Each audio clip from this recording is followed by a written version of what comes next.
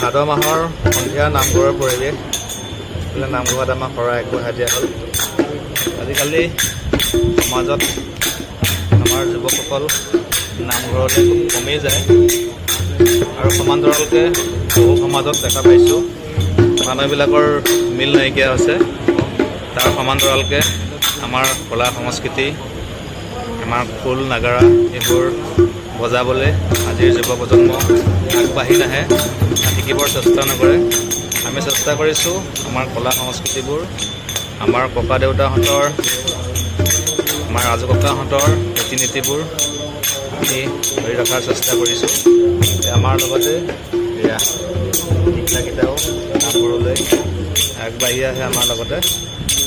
আমাৰ এয়া নামঘৰৰ পৰিৱেশ সন্ধিয়া ভাদ মাহৰ প্ৰতি সন্ধিয়া আমাৰ নামঘৰত নাম কীৰ্তন খোল প্ৰসংগ হয়। এই সভাজনৰ বায়নৰ দায়িত্বত আছোঁ ৰাজহুৱাকৈ। নাজানো তথাপিও শিকিবলৈ কিছু চেষ্টা কৰি আছোঁ।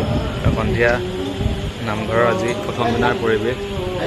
ভকত বৈষ্ণৱ বয়োজ্যেষ্ঠসকল আহিছে আৰু এই বয়োজ্যেষ্ঠসকল নহ'লে যেন এটা সময়ত আমাৰ এই ৰীতি নীতিবোৰ ক'লৈ হেৰাই যাব তাৰ ঠিকনা নাই। গতিকে আমি কিছু প্ৰচেষ্টাহে কৰিছোঁ।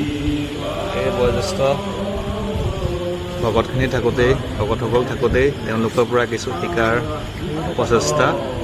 সকলোৰে দিনবোৰ শুভ হওক, ভাদ মাহটো শুভ হওক, আশীৰ্বাদ কৰিব যাতে ৰাইজৰ লগত ব্যস্ততাৰ মাজতে অকণমান সময় দিব পাৰোঁ।